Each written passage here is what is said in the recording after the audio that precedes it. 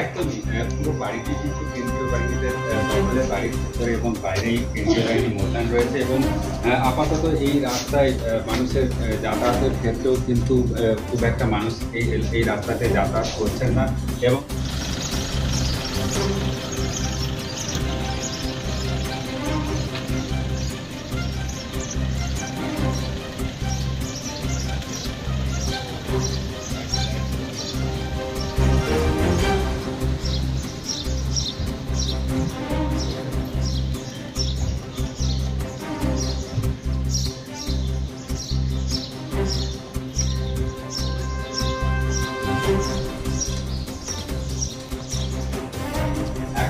বেশি সময়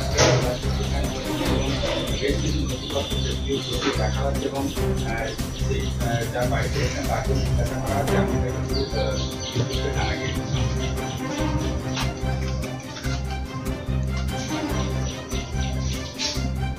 বাইরে থাকার পর তারা বাড়ির মধ্যে প্রবেশ করেন এবং যেটা জানা গেছে এই মুহূর্তে তাদেরকে জিজ্ঞাসাবাদ